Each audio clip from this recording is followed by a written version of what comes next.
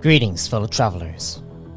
Welcome to my deep dive series, where I, MS Arthadian, dive into alternative tabletop role-playing games much like Reborn in Power, and what sets them apart from the TTRPG behemoth, Dungeons & Dragons. This series is an exploration into systems and settings that make up epic stories to be told. So sit back, relax, and let's dive in.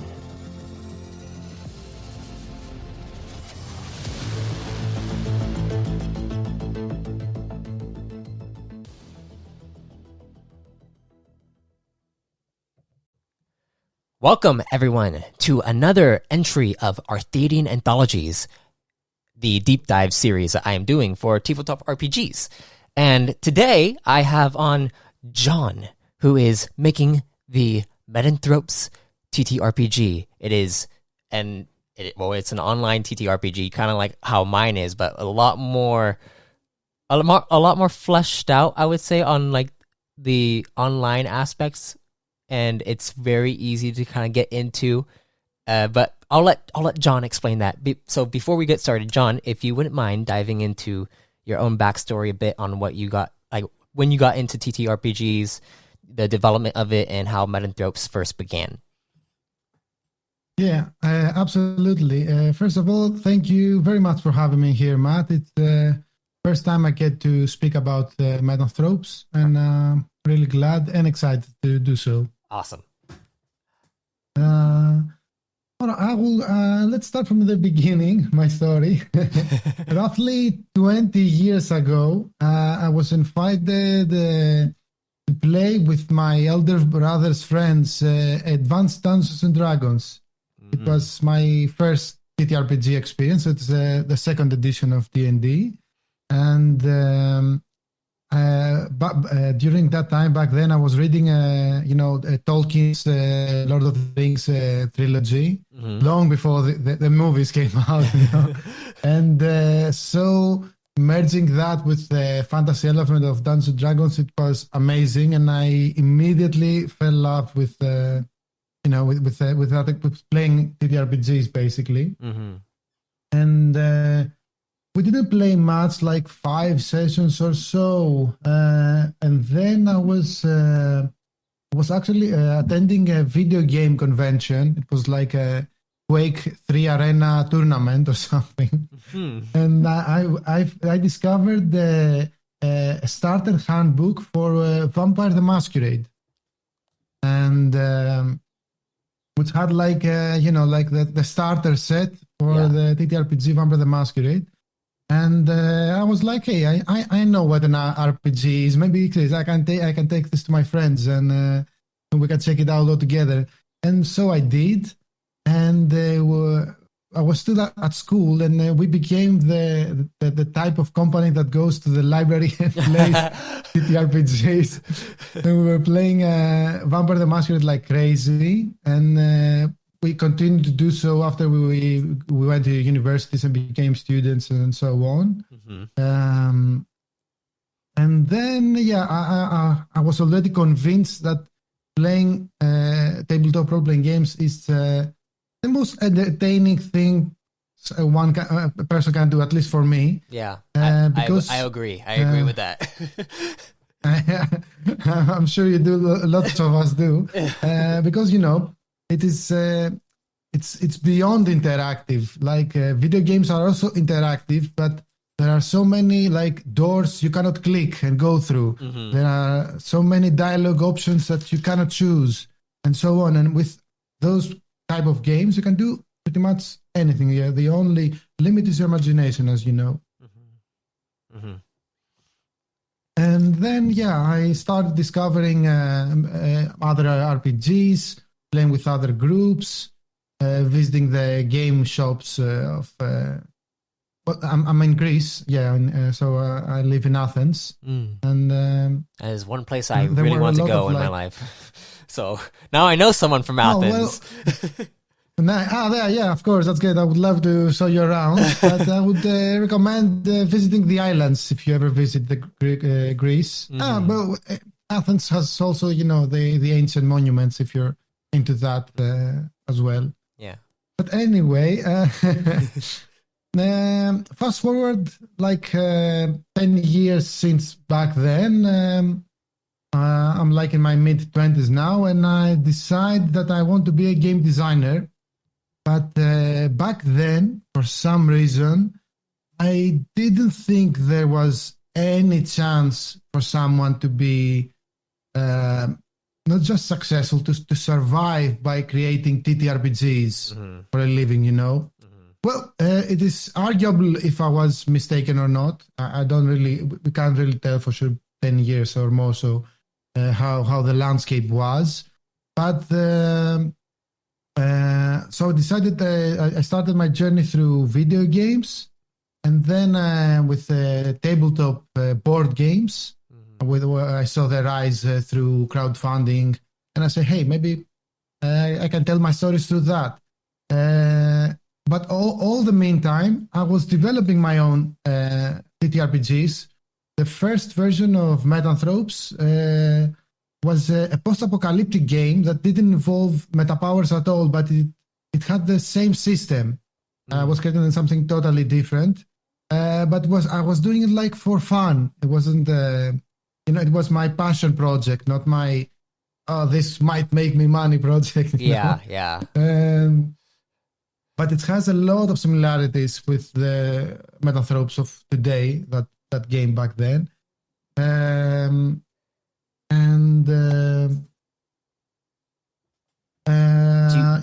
you remember what that game was called? Yeah, sorry.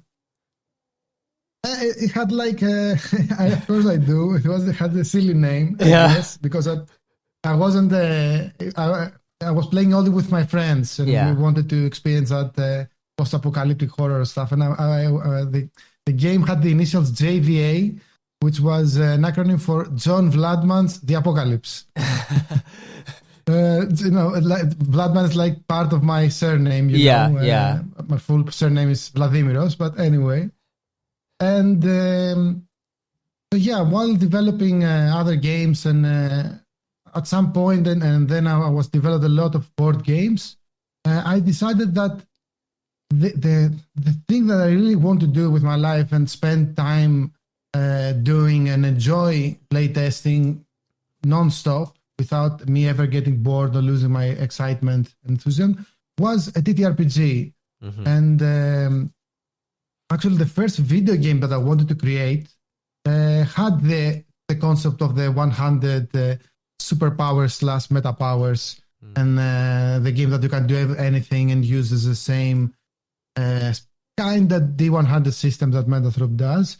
But it is almost 4 years ago to the date, 1st of April of 2019, where I decided that I want to go all in and spend all my resources, time and money and energy into creating a TTRPG, and thus Metanthropes was born. Very nice, very nice. Can you explain what Metanthropes is for the audience? I already know because I got to play it, and no, that was like a blast to do. But yes, Metanthropes. What is it, and what are they? Yeah. Gladly. I would say that Metanthropes are ordinary individuals, everyday individuals of real life, you can say, gifted with an extraordinary gift, finding their place in a multiverse of entwining timelines and mind-bending dimensions. Metanthropes are beings of limitless potential in a setting of endless possibilities. Metanthropes, the word Metanthropes, originates from a Greek word, metanthropos, which translates to beyond human. That's what exactly Metanthrope means, beyond human. So this game, players embody the role of an individual who is an ordinary individual, even if you don't choose to play in a modern era of today and you choose to play in the future or more so in the past. It is important that you began with your background, at least, as a human, and every Metanthrope character has that duality of being both meta and an anthrope, aka a human.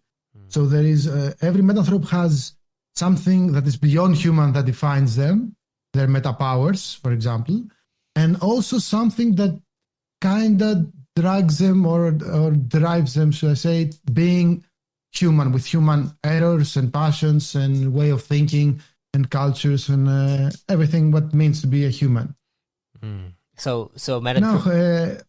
So Metanthropes is specifically set inside like Earth, whether it be modern day or like back in the past or in the future. Not necessarily. I think the game offers both content and ideas and opportunities to play however you want to. Okay. And you can play it in a more science fiction setting and begin in a spaceship or in another planet. As long as you're playing humans, like if you play full aliens, I think it's a different game. It's because it is about also playing human beings in a way, gifted human beings. But it really depends on the group playing, the narrator, the GM, and the story that they want to experience of the game. So you can play it in the Middle Ages and have a more like fantasy, or even before the Middle Ages in a mythological era. We have played in Mesopotamia in 10,000 BC almost, like 8,000 BC, one of our sagas. Oh, wow. Or you can play in the future or in a cyberpunk is also a very fitting setting for Metanthrope stories. But yeah, I think that sums it up. So when myself and others played Metanthropes, shout out to the others that play Metanthropes, we got to choose pre-made characters that you already had set up. Would you be able to go through the character creation, like the Metanthrope creation process with me in the audience? Yeah, of course, gladly. Creating your own protagonist, your own Metanthrope character, is meant to be an easy process. Okay. Although pre-made characters are used for introductory sessions so that new players focus on the experience of learning the game and joining and being introduced that way. Even so, I believe that creating a new character, as long as you have an idea in mind, won't take more than 10 minutes. Oh, wow. And in fact, that's maybe better less. Than mine. Yeah, most RPGs take more time, but I think even less if you go a full randomization route and you just roll some D100 and D10s. But the process should go as such. The first step is that you make a 3D10 roll. You roll 3 10-sided die. And that's your starting Destiny. And Destiny, as you might remember, is basically the rerolls of the game. It's a resource that you use it for rerolling stuff and also activating powerful meta powers. And it can even save you from your character's deaths, save your character from dying. And the first thing you do when you create a character is to know how many rerolls you will have, which you can use during the character creation process.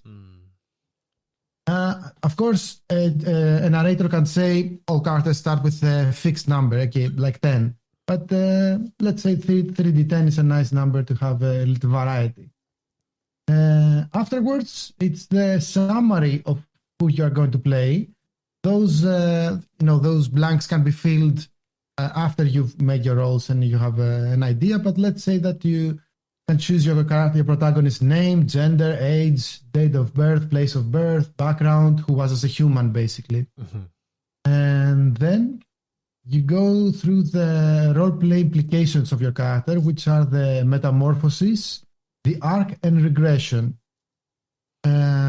Especially the arc and regression are important in this game because they award you down the line with more destiny. And metamorphosis, to go quickly through them, metamorphosis is the act which turns you from a human to a metanthrope. It's how did this happen? Was it because you discovered something? Was it because you came in contact with something? Was it because whatever the case may be, is it within your blood? Is it a selective evolution? Is it were you cursed? There are many options to choose from. I really like that concept, And honestly. This and like the step 3 is kind of like you're building around like what brought your protagonist into this whole thing in the first place. Like the metamorphosis, the arc is kind of how you like the arc and regression are how your character, your Metanthrope, actually like acts in game. It's like your role playing persona, if you will, like as yeah, you're going through, and then you get rewarded for sticking with that from your narrator, who will give you destiny if you do well. I remember I did some fun stuff with my character. yeah, you're absolutely correct. I think your metamorphosis was a cosmic connection, right? Yes. Or yeah. I think what yours was a cosmic connection. Yeah. So yeah, and with the arc and aggression are those two things that define you. And again, the duality of being a metanthrope comes into play. Arc is, your archetype, your daily agendas, your goals, how you behave, and how the way you use your gifts, your meta powers. Mm-hmm. And regression, it's which part of your personality regresses back into being a human, even though you are something beyond human. It could be because you still abide by human laws, or is it the loved ones that you need to take with you with your life, or that you need to regress to having an alter ego when behaving metanthrope-like, and with having selected those things, you will know who you were as a human and who you are now as a metanthrope. And now we can start with the fun part. Yes. The more fun part, which is choosing amongst a list of 100 meta powers to be your prime meta power. Well, the primates you had only like 10 options to choose from, but the full game, once you have access to all the content, is 100 meta powers, which are categorized into 10 classifications, with each having 10 meta powers. And basically, it should include anything anyone can imagine a special, extraordinary gift can be. From reading minds, to teleporting, to passing through walls, to opening gates to other dimensions, to being super strong or super fast. It's everything you can imagine should be included in one of those 100. Mm-hmm. And if it's not, it should be one of the combos, but that's supplement content. Yeah. And those, choosing all those, if you have an idea in mind, choosing all those things should take only like a few minutes. And now we start with the actual dice rolling that you didn't get to experience with every made character. And it goes as such. There are 3 characteristics each protagonist has. Each character actually in this game has, NPC or PC, which are the body, mind, and soul. Between the 3 of them, you choose a primary, a secondary, and a third option. The primary secondary will have a basis of 30%, the secondary 20%, and the third option will have 10% as a base. And underneath, if I can say it, each of the characteristics are 3 stats. For example, body, underneath it has power, endurance, and reflexes, whereas soul has awareness, consciousness, and willpower. I should mention mind as well. I shouldn't leave it. Mind has perception, creativity, and manipulation. And for each of them, let's say that you have selected body to be your primary. Each of them will have a base of 30%. And now, between the 3 of them, let's say that you won't have power, the first option amongst the 3 stats. For your first option among the stats, you roll 3d10 dice, and you sum up the result, and that's your total power roll. For example, if you rolled 3 5s, that's a 15, and you had also a base of 30% body, now your power is 45%. Okay, so you add it up together in total. Yes. And you do this for your second option for each one. Yeah, and for your second option, you will roll 2d10s instead of 3. Mm-hmm. And for your third option, you will roll 1d10 instead of any other number. Okay. And you follow the same procedure for your, let's say you chose soul to be your secondary. Mm-hmm. The base is 20%, and you choose willpower to be your first. You will roll 3d10 and add them to the 20 base. Then for 2d10 for the second option, 1d10 for the third, and you do the exact same procedure for your mind, which will have only difference is that will have a base of 10%. Interesting. I like that. And I should say that also if you roll a 10, then it's the plus 10 effect, as we call it. Oh, yes. Or the exploding 10, as it more known, that you can you add 10 and then you reroll the dice, and you can do so infinite times. So a character can potentially start with very high stats, way beyond 50%, 50% chance. Afterwards, each character, this is the penultimate step. You gain 1,000 experience to spend. And in this game, you don't actually have levels. It's not like level 1 or level 2, but you gain experience and you choose to spend it wherever you want, whether that be developing meta powers, increasing your stats, or unlocking new perks, which are like skills and knowledge. And there are some fixed tables for how much each option costs. You can do so, or you can store 1,000 XP if you want. You don't have to actually spend it. And then it's your finishing touches, which you will choose your personality traits. You can imagine the appearance and looks, and discuss with your narrator where your character begins their story, what the equipment they might have when it begins, all to be fitting with the setting, and you should be ready to go. So how much experience does average does each session give you if it does like killing people or just fighting monsters or whatever crazy cosmic anomalies come about? Do those reward you certain amounts of experience points, or is it like based off of the narrator's like discretion?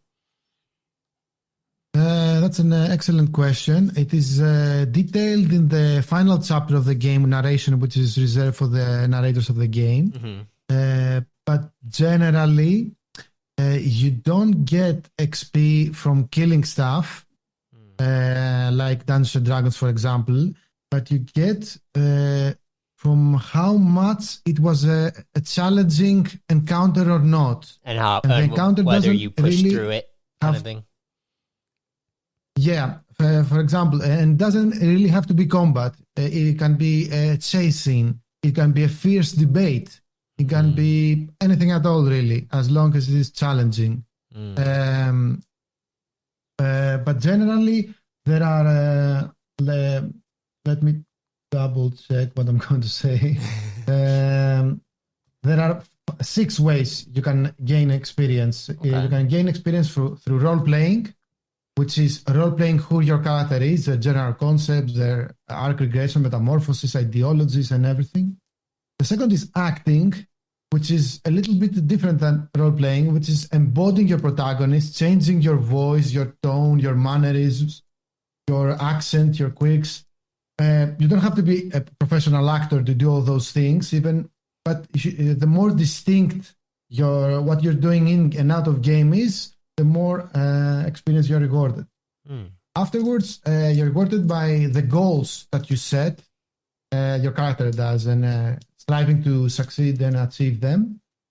You're rewarded by adversity. Here comes the challenges that I said before, and overcoming them. Facing adversity in the form of your own character's phobias, or actually facing antagonists in a life-threatening do-or-die situation. Afterwards, it is discovering new landscapes, new dimensions, new ideologies, meeting new people. All this is under the discovery category. And last but not least is influence, which is how much you change the lives of those around you by changing their worlds, their beliefs, their mindsets, and generally changing the world. So the exact number of how much you're going to be rewarded, it's depending on the narrator and on the table, on the group that you play. Yeah. But the narrator should follow those those 6 pillars, and the players should have in mind that these are the things that are interesting. So, for example, let's say in Dungeons and Dragons, let's say that the group discovers a dragon, a dragon that is sleeping. Let's say, it might sound silly, and they coup de grace the dragon while sleeping, and they immediately kill it without having an encounter. They all have critical damage while the dragon is sleeping, and they ambush the dragon and dies in 1 round. They will gain the XP of killing a dragon. In the same example with Metanthropes, let's say instead of a dragon, it's a spirit, a powerful spirit or whatnot. If it didn't, they didn't thrive, and there wasn't an adversity and life-threatening situations involved, they won't gain much XP, even if they destroy something much more powerful than them. So it is based on the challenge and not on the result, the experience given. Just making sure that you survive as long as you don't die. Yeah, exactly. You could barely surviving and coming out with full bruises and mental and physical traumas. Yeah, it's a good way to be awarded a lot of experience. Yeah. So, in order to survive, there are these things called meta powers. How do they work, and what exactly are they? Let's go through a few of them, because they're actually really cool. There's some really cool ones. Now there's the general ones where you could teleport, you could fly, or you could do you shoot lightning from your fingertips, those kinds of things. But then there's super deep and cosmic and crazy cool ones that are just they're just interesting. So let's go into them. Yeah, I think that it is the most defining characteristic of the game, the meta powers. That's what the game is all about. Because if you didn't have the meta powers, you would just be playing anthropes, humans. And I don't think it would be just that play much Sims. It's a Sims TTRPG. Yeah, real life, real life RPG. You can have great storytelling still, but it's missing the key ingredient. It's the key ingredient of the recipe is the meta powers. They're categorized in 10 classifications. And these classifications are basically your classes, in game. You can say the game doesn't have actual classes, barbarian, wizard, or stuff like that, but it does have classifications of the meta powers themselves. But the main difference with a Metanthrope and, let's say, a character, an X-Men from Marvel's, X-Men, which they usually have 1 or 2 powers. For example, Cyclops has only the beam, the energy beam from his eyes, and that's what he does. He's that person, Magneto has control over magnetism. And, all the electromagnetic effects, stuff like that, but that's what he does.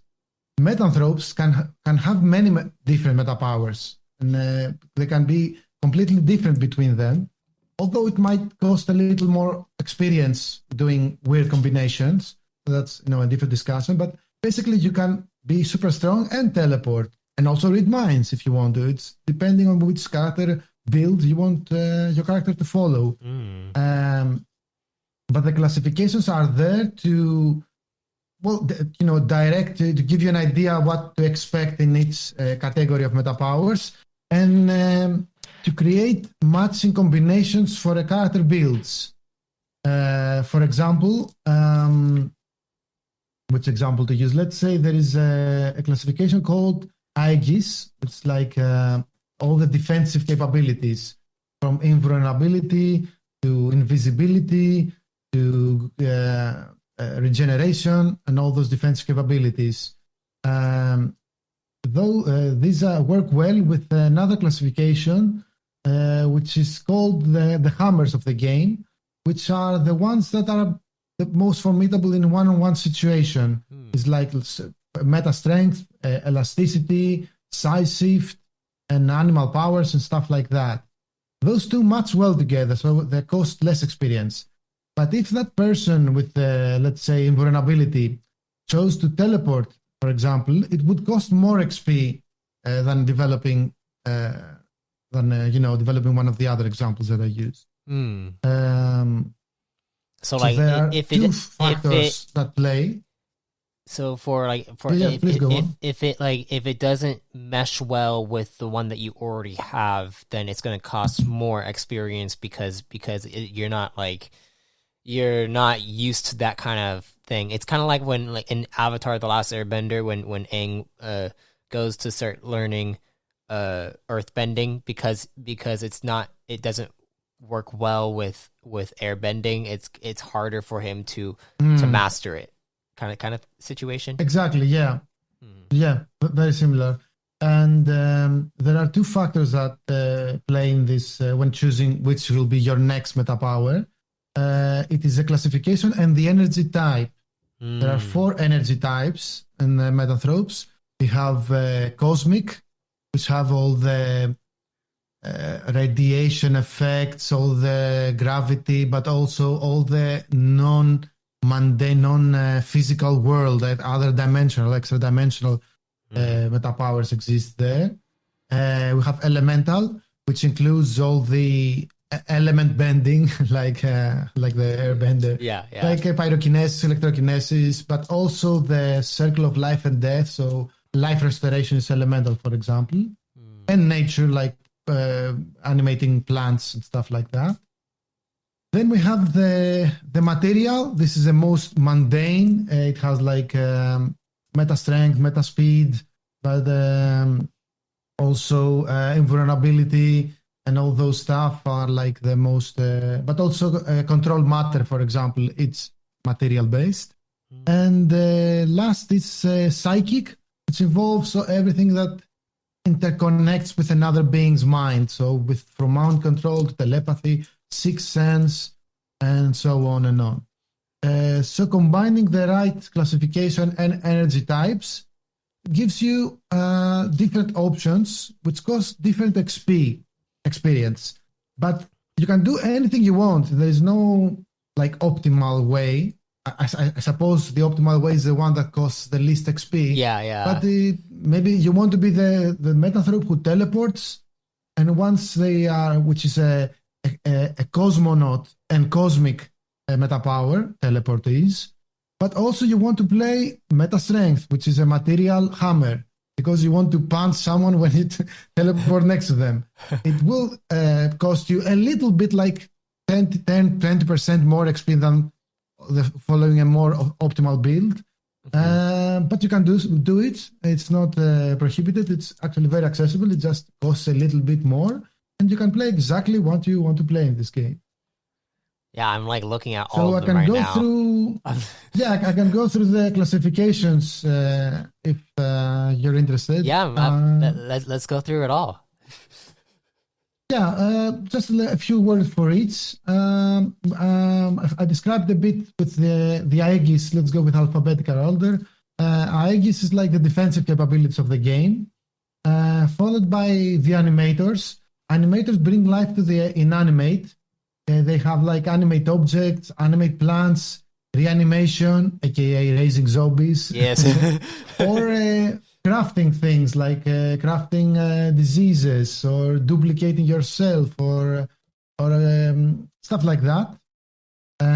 So given time, these Metanthropes can amass armies or create vast machines. They are like something like, I don't know, scientists or generals together.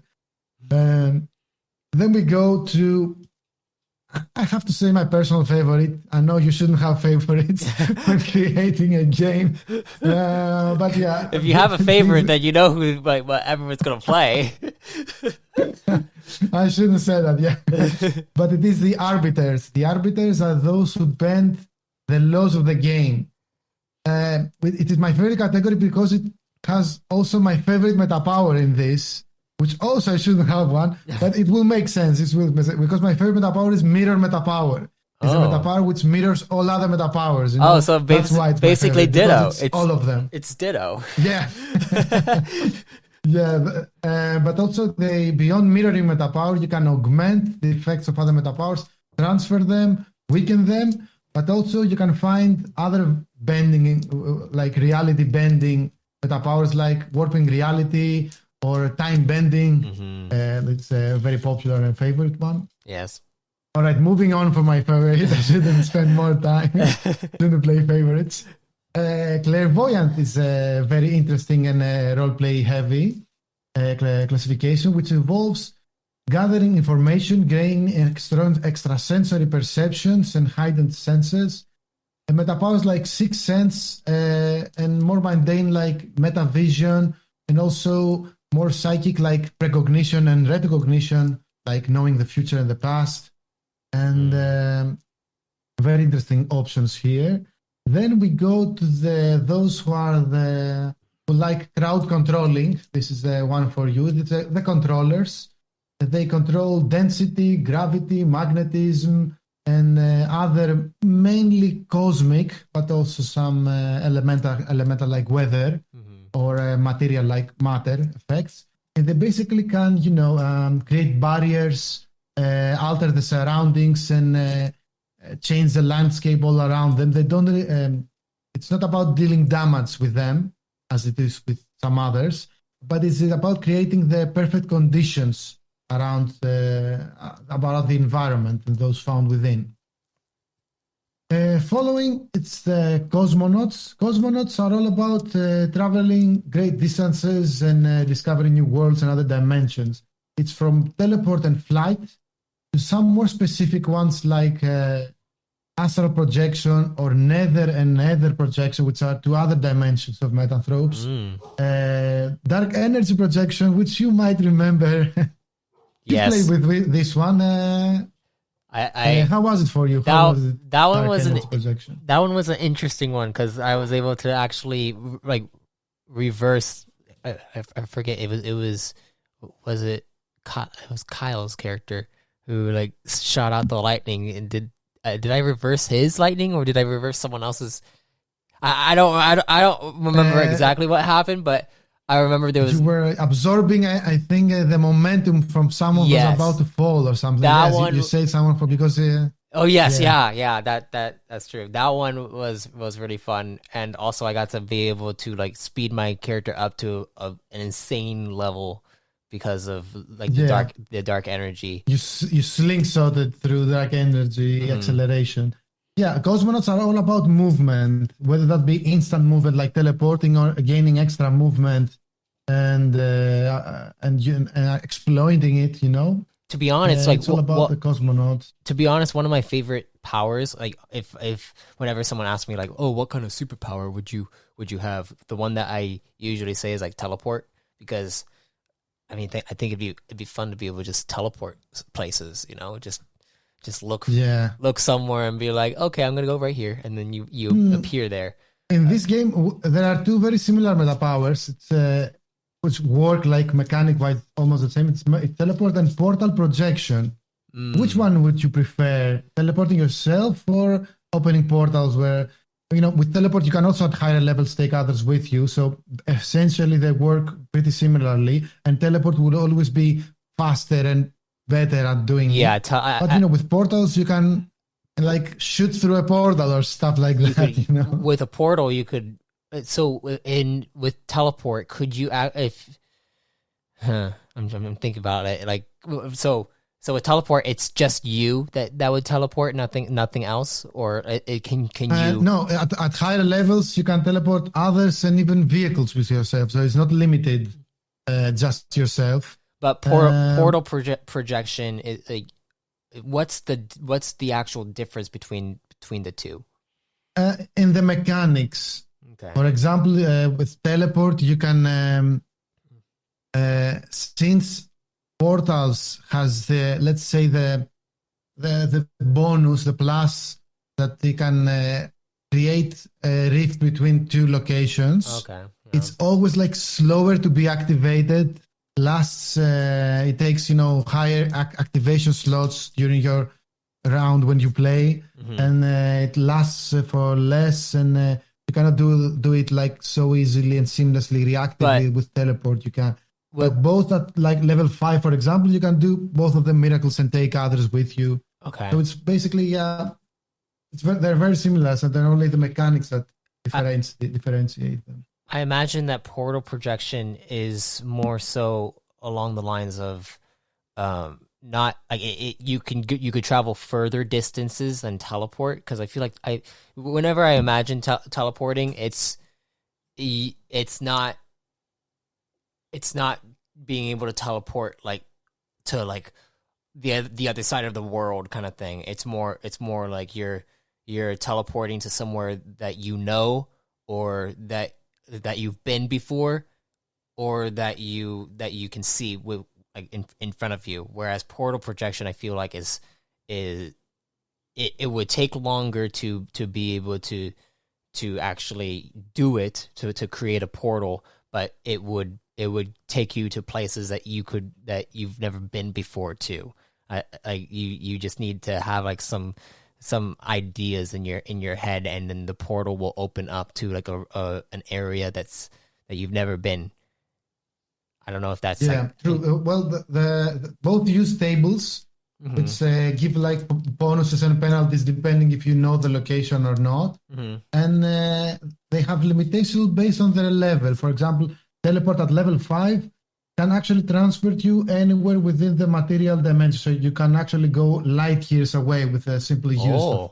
That's a level 5 meta power. It's like the highest you can reach in this version of the game. The game actually, when I created it, that's a fun fact, it goes up to level 10 meta powers, and it will go, but it's a supplement I haven't created yet. Yeah, which will be called omni powered. It's like going epic levels on Dungeons and Dragons, for example. Yeah. And you will be reaching, like, for example, teleport at level 10 you will be omnipresent. Will be anywhere, everywhere, all at once. You will be at every location at the same time because you will be omnipresent. But the game has a cap right now in this, which is level 5. But trust me, level 5 is not an actual cap. You're very, very powerful if it's your prime meta power level 5 or other meta powers. For example, teleport, it's you can take you anywhere within the material dimension. Now, will you successfully go there? That's depending on the role, the penalties. It's another question. It's another matter. Yeah, we'll definitely get to that.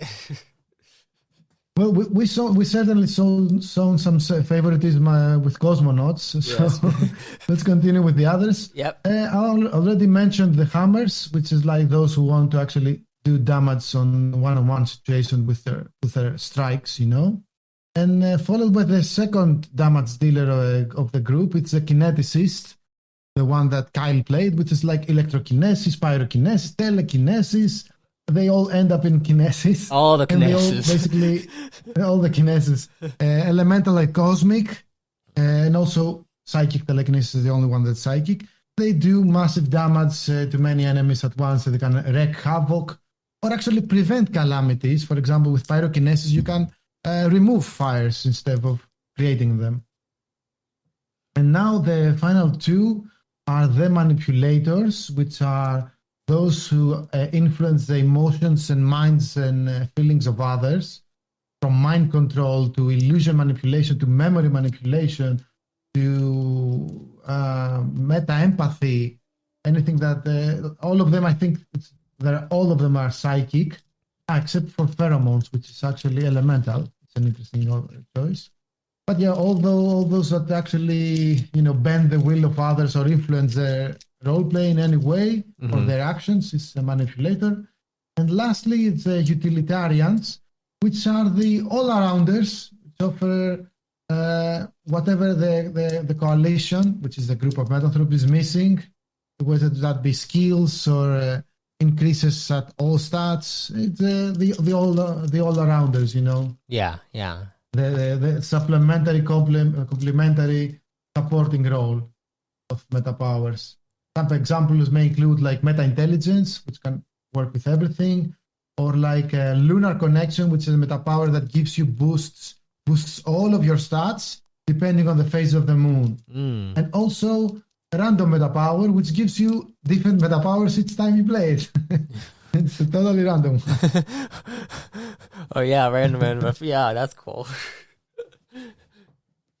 Dang. So yeah, that's there's so many combinations that can fortunate. be used with this. Like I could see myself playing multiple different types of characters, or even just one character that has multiple different types of meta powers. But then it's like it's hard to choose. But that's why I love you create. Yeah, it's. I've seen so many different combinations. Like it's up to the character what they imagine they want their character to do. Usually they follow some like a general idea build.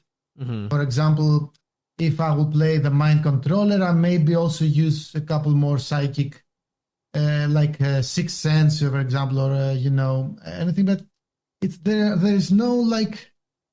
Is there a limit on? You can really do whatever you want to do. So there is no right or wrong way to do it. And if you want to be the mind controller who teleports, you can.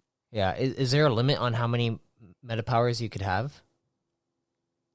No, I was actually thinking of creating a limitation, but it wouldn't be a limitless, being of limitless potential if there were actually limitations. So if you played for long enough and got enough XP, you could probably have every meta power. Yeah. Actually, you can that. It's depending on what the group is playing. With Dungeons and Dragons, for example, you can start in a campaign at level 21. It's up to the dungeon master for that example to do. Or you can start at level 1 with all the limitations of a new character. Same with goes with here. You go the longer you play or however you want to start. That's the amount of experience you're going to have and the things that you'll be able to do. But yeah, and also another fun fact about Metanthropes. Unlike let's say wizards that use spell slots or mana or paradox in other games and stuff like that, and or like vampires that have a resource that's their blood. A Metanthrope is not actually limited by anything. They can activate their meta powers all day, every day, if they want to. But it's only like the system itself that can. Maybe it will backfire, and you will, for example, if you use pyrokinesis, there is a chance if you roll a very bad roll that you will burn yourself. But it doesn't limit you how many times you can actually use, your flame powers. So you have like 3 slots per day or stuff like that. You can do them. You can burn everything all day, So they're actually without any limits when it comes to how many and how many they have and for how long they can use them and how many times you can use them. Metanthropes are truly limitless in this regard. So when it comes to the actual dice system, the D100, let's go into that so that people can understand how a roll would work, how an actually using a meta power would work. Yeah, of course. Metanthropes has the same basis with any other D100 system like Call of Cthulhu or Warhammer. Actually, mine was based on a lot. I was influenced a lot with Warhammer, the series, and both fantasy and Rogue Trader and 40K, which are the sci-fi D100 systems. So as we mentioned earlier, there are percentages. We have like 45% power. You have 65% perception, and so on. A D100 system works as follows. You roll a D100 die, which is like 2 10-sided die. One is the double digits and one is a single digits. And you are successful in your attempt when you reach the number of your percentage and below. For example, if you have 45% power and you roll a 45, you are successful. You barely made it, but you are successful nonetheless. 44, 43, and so on below are even better rolls. While if you roll a 46, that's a failure. it was a very close attempt, a very honorable attempt, a very decent, but still a failure. And if you roll 50, 60, 70% and you go higher and higher, that's the worst that you get. There is also a critical success and a critical failure with the results of the one. A natural one in this game is the best roll that you can roll. You always, it's imagine like Ace of Spades, something that you players need to learn if they're used to with a D20 system. Rolling one in this game, it's something amazing that you can do. Yeah. And if you roll a 100, that's a critical failure. That's the worst thing that you can do in this game. A narrator can also implicate penalties and bonuses on a roll, depending on the situation in game. Which are in the form of percentage. For example, you're attempting to sprint and jump over a wall, but it's raining and the ground is slippery. The narrator may say, for this attempt, you will have a minus 20% because it's very slippery and you might fall, and so on. Or if you're very, used on doing something and it's routine for you, they can give you a bonus percent. I'll give you 30% bonus because you've done this, you've attempted this 1,000 times before. So it should be a walk in the park for you. And so not all results and not all successes and failures are the same. The more levels of success you have, it's better for you. What's the level of success? It's 10% you're below your number, it's one level of success. For example, with my 45% power, if I roll a 35, that's one level of success. If I roll 25, that's two levels of success. And the more you accumulate level of successes, the best result will have in game for you. And on the other side, if I rolled a 55, that's one level of failure. And a 65 with a 45% power, that's two levels of failure, and so on. And the more accumulate of those, the more catastrophic results we'll have in game. And then also that's the basis of the system, yeah. And then also remembering that when you have your destiny points, you want to use those when you do when you do fail. At this point, because it's in this game, I feel that is the main difference with other games that use the same system, for example, Cthulhu or Warhammer. These two I've game a lot. There are many who actually use the D100 system. The main difference with those games is that the Metanthropes, as beings like lore-wise, but also as the mechanics work, are beings which are very powerful, have very high stats. So it's not uncommon for characters, even starting characters, to have above 50%, which is a very good percent to have 50-50, but you can go up to having with your prime meta power, having it above 100%, which means you will be always successful, and it only comes down to how many levels of success you will actually accumulate and how actually broken you will be, Yeah. And so with high stats such as those, and having lots of destiny to spend, and destiny, I remind the audiences that they are the rerolls.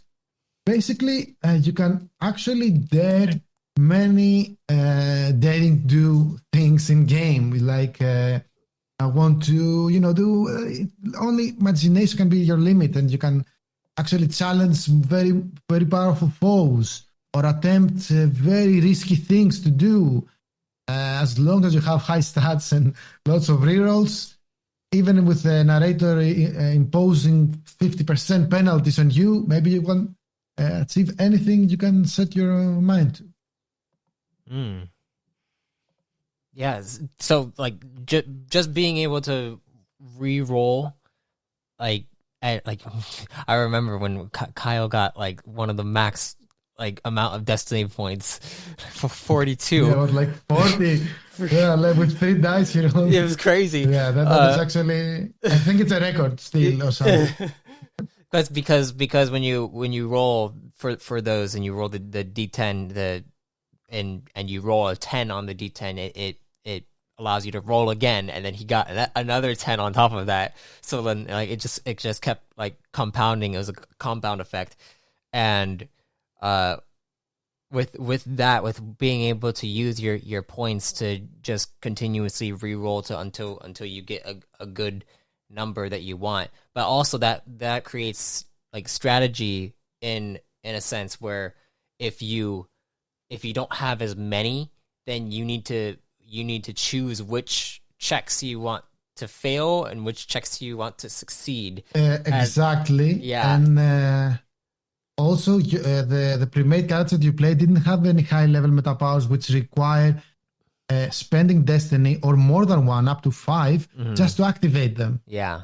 So, for example, if I wanted to, let's say, if Kyle had their meta power at level 5, electrokinesis, which actually you become electroform, you become lighting yourself, just to attempt the roll, whether that be successful or not, you need to spend 2. Oh. So if you have like 5 when a combat begins, for example. Interesting. And if you fail the first activation of your form, you won't have 3. And if you fail again, you won't be able to enter your form. So, and also one last factor, when your character dies, the protagonist, that counts only for the player characters, if they reach life less than life, their health, the hit points, but we call it life here. If you reach your life less than 0, you can spend 5 destiny and actually reach it to 1 instead of less than 0, So the destiny is like, it's the one who is in control of your character. Yeah. Decides, is it my time to die? My character's time to die? Is it meant for my character to succeed on that particular role? And that's how you decide where you will spend which and where, where and which you will spend your destiny. So destiny is like your major resource that you want to have as much of as you can, so that you can you're able to do like the bigger things, and also at least save 5 for if you fall down dead. Exactly. And but you get rewarded a lot of destiny. Okay. Each time you play, the narrator decides to create some scenes. For example, when we played, it was like basically 2 scenes, because it was a short introductory. The first scene began when all of you to enter that opera, and the second scene began when the action started.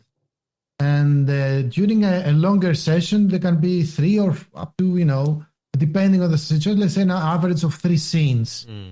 Automatically, you gain 1 destiny for participating on your on a scene. Okay.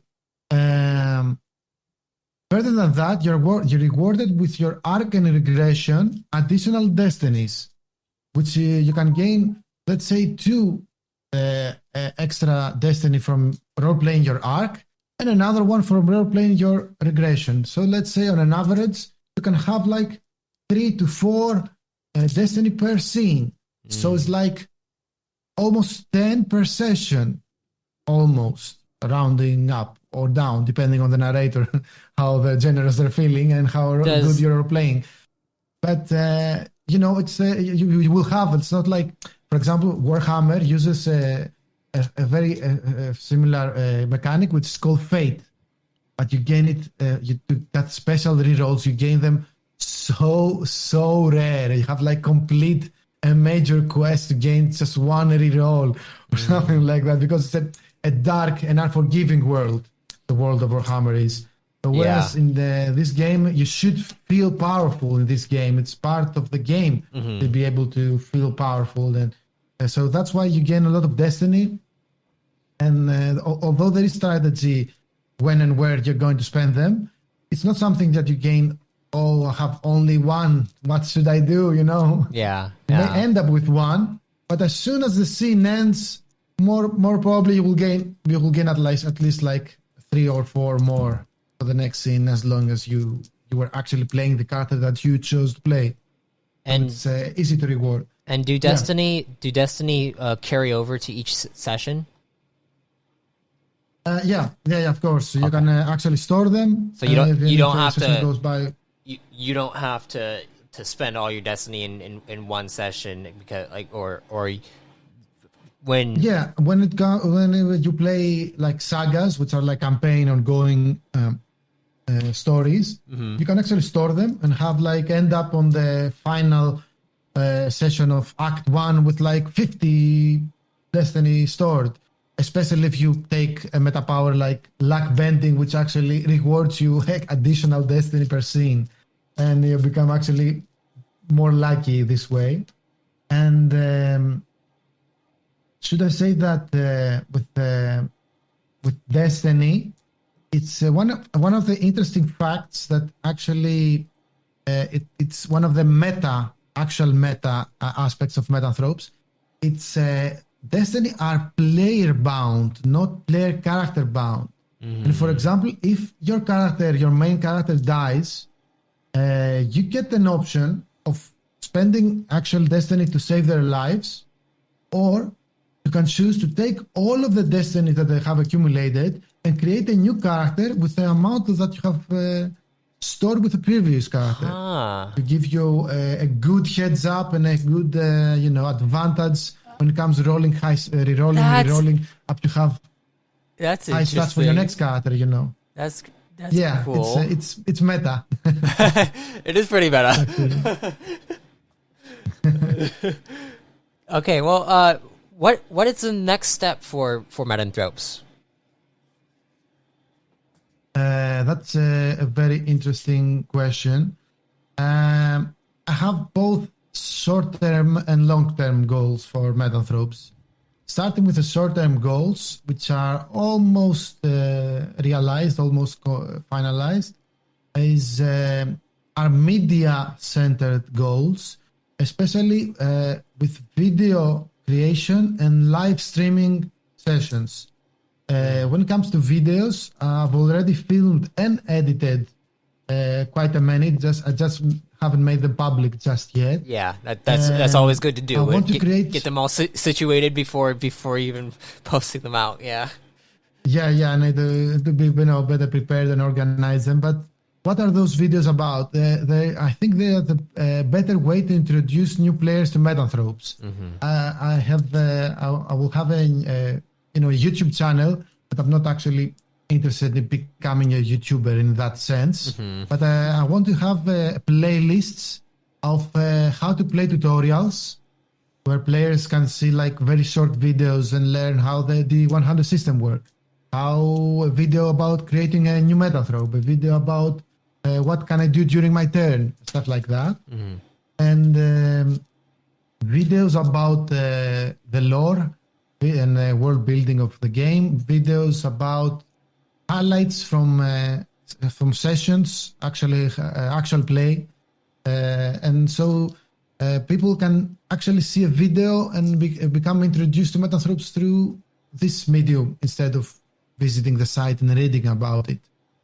And let's face it, there are a lot of people who will be more enticed, not enticed, easily introduced in a video than actually reading something. And the second short-term goal is live streaming. I want to enter, Twitch. Again, not in the traditional sense to become a Twitch and a streamer, like the same way that not interested in becoming a YouTuber, but I want to actually be able for viewers to go and see a live play of an introductory session, of a live play of an ongoing saga, and a live play of a meta arena with just combat and they were just checking mechanics and meta powers. Whatever that may be, I want to have a live stream and the overlay that you've enjoyed and experienced when we played. Yeah. It's meant to both for, sessions that are live and sessions that are pre-recorded, such as the one we played. But I'm working on it and finding the right overlay so that viewers can enjoy playing on, watching all the icons and the information the character sees on the screen and using the effects and stock videos and whatever it takes to make it more entertaining. Metanthropes. That's something that also, I haven't figured out from my own live stream. I don't have any overlay, really. I just have my video camera, and then I have OBS kind of just showing the map of screen, and then my players don't really show their faces. I've seen a couple of your streams actually. Yeah. It's you need some players that actually show their faces. Yeah, this is my personal favorite, my personal preferences. Yeah. When I'm watching something live on Twitch. I don't even like the VTubers, the digital avatars. Mm-hmm. I want to see, their faces, their reactions when something happens in game when they're playing. Exactly. This is actually my preference. Other people I know enjoy more of podcasts actual plays, which they are listening to their voices and they don't actually see anything. But for me, it's a combination of cameras, be able to see someone, of an overlay that has some information about when you just open and you just enter the new stream.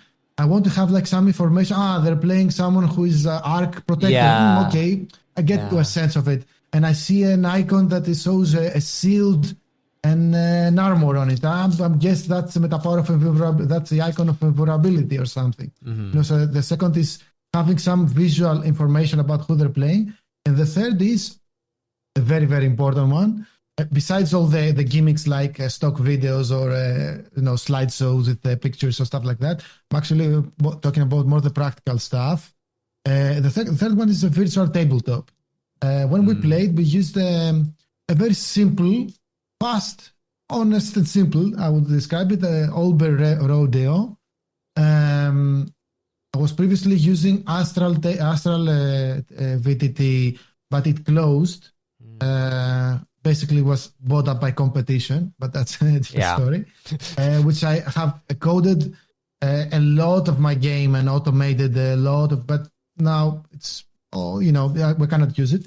But thankfully, this from the time we played, there has been a lot of progress with the help of my brother on this case with the Foundry tabletop. With Foundry, it needs someone who can code, actually. There is no other way around it. You need a programmer of sorts, a coder.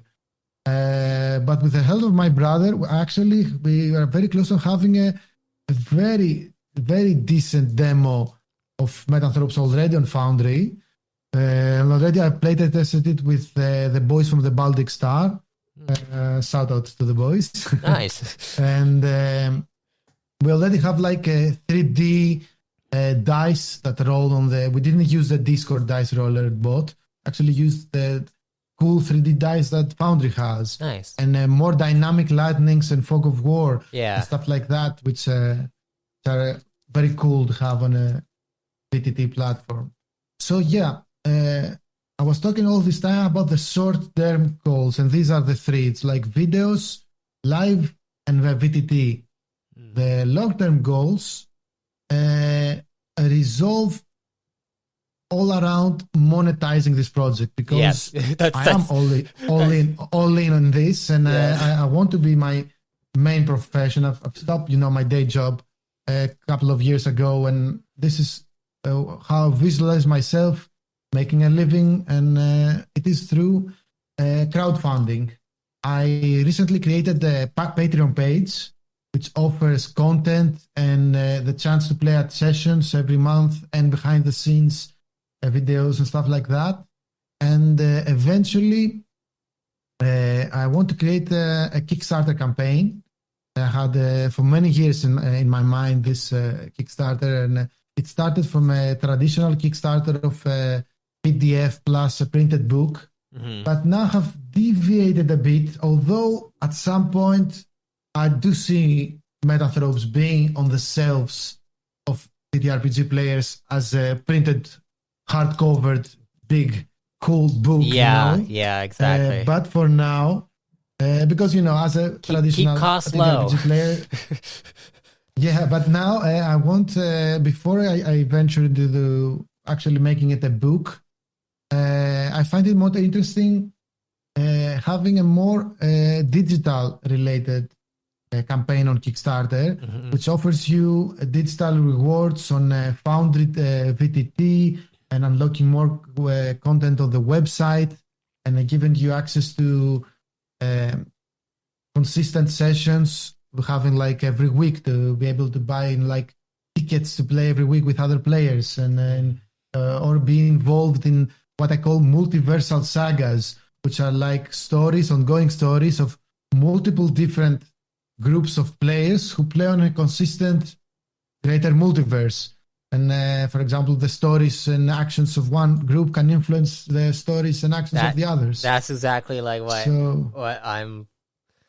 I wish I feel like that's the goal of a lot of tabletop RPG developers is to have multiple that's groups. A dream. Multiple groups playing all at the same time, and maybe the GMs are like working together to say like, oh, hey, this is happening inside my stuff. Okay, this is happening inside my stuff.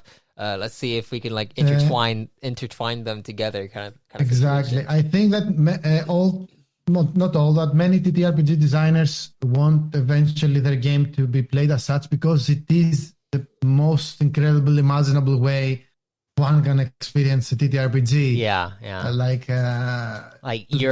Your actions matter.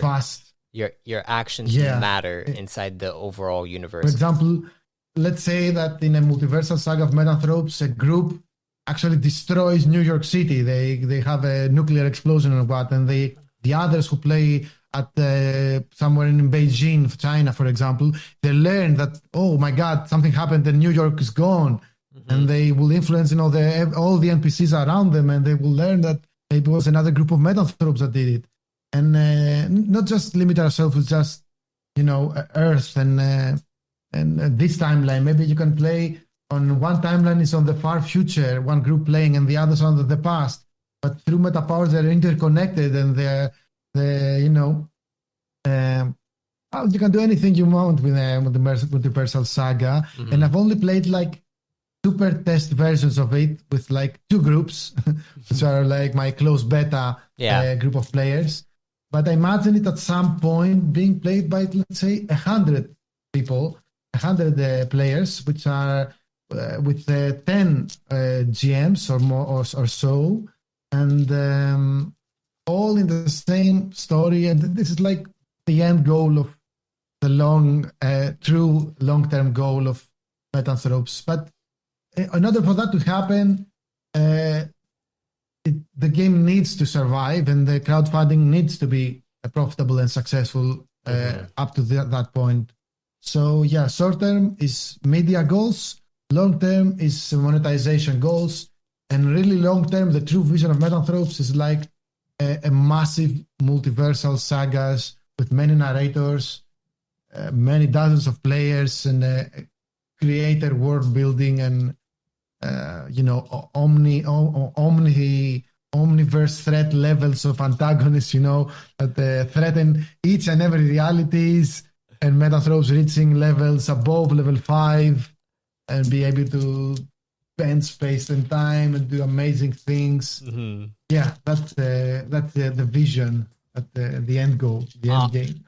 Awesome. Yes, I think that's a good place for us to end there. So if you can just shout out whatever places that you want people to go to, your Patreon, your website. Has been I really enjoyed this. It's the first time, as I told you, that I'm talking about Metanthropes in a podcast. Sweet. And I really enjoyed it. It was also great questions from you, Matt. Kudos to you. All right. You can find your journey can begin at www.metanthropes.com, which is the website. Besides the website itself, the useful links that you can find are usually with my game design team's name, which is Metanthropes, Legitamine. And you can find us on patreon.com/Legitamine. It's like dopamine, but legit. How's it written? Twitter.com with /Legitamine Games. Facebook, Legitamine Games. YouTube, Legitamine Games. Instagram /Legitamine. And Twitch TV /Legitamine. And all the links will be found in the description of this episode too. Yeah, I can send you right now all the links together with the hyperlinks. Yes. You can use them. That'd be very helpful. We also have a Discord server you can join. You need to be actually invited. I cannot, there's no actual link that I can say out loud right now. Mm-hmm. But yeah, basically, Legitimate is the name that you want to find us. And Metanthropes, it's the website. Perfect. Well, thank you, John, for coming on to discuss Metanthropes with me. I really enjoyed playing it, and I'm hoping that other people will enjoy playing it as well. And I wish you the best, and hopefully in the future I can play some more. Thank you so much for having me. Yeah, I would love for you to play some more, get involved into an ongoing saga, and I would also like to continue playing Reborn in Power, your roleplay game. Yes. So yeah, we'll keep in touch and play TTRPGs together more. Yes, perfect. That's for certain. Perfect. And thank you all for listening to our conversation. And if death comes to you, may you be reborn in power. Thank you for listening to this dive into Metanthropes. Be sure to check out metanthropes.com to receive your metamorphosis. If you like what you're hearing and want to support, you can subscribe at arthadiananthologies.com/subscribe. A link will also be found in the show notes below. As always, be safe, stay safe, and if death comes to you, may you be reborn in power.